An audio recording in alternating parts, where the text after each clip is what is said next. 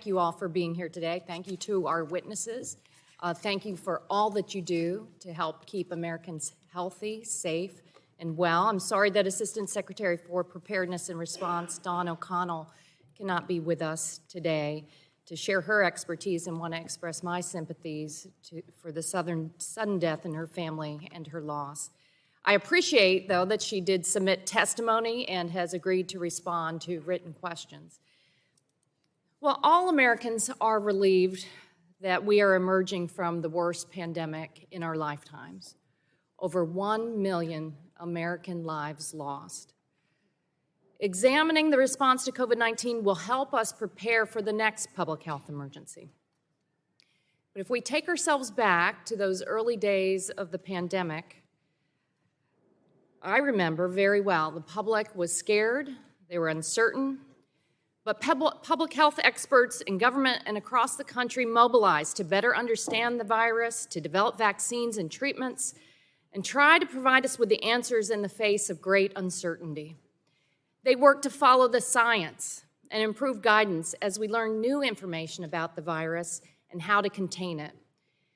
And they were trying their hardest to save lives in the face of a new threat.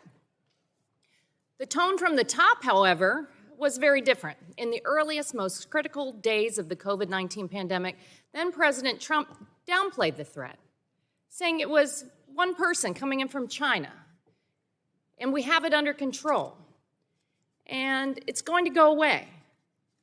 He improvised from the White House briefing room about potential treatments completely unsupported by science and sometimes dangerous.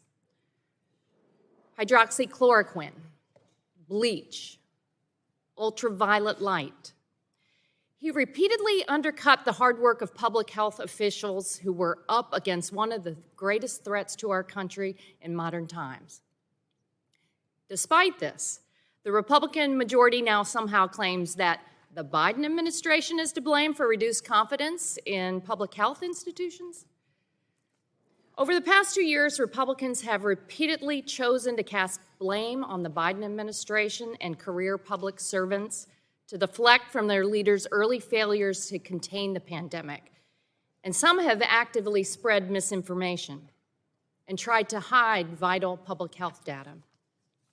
At last week's hearing, I stated that I was hopeful that we could avoid in this committee the kind of partisan attacks on public servants that we have seen taking root in other committees across the House, and instead focus constructively on how to strengthen our public health infrastructure for the future. Unfortunately, just one day after last week's hearing, this committee sent a letter to NIH requesting a huge number of documents and transcribed interviews of career staffers, while implying that the agency is hiding information about the origins of COVID-19.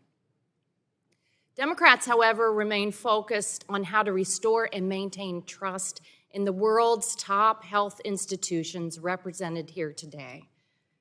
Give them the tools and the resources they need to keep Americans safe, and ensure that the public has the best information based on solid science to make decisions. Combating the virus is an enormous challenge. It continues to mutate, and our response and strategies must evolve with it. But what will remain constant is my firm support for strong public health institutions which have saved countless lives. I'm immensely grateful for the witnesses' leadership.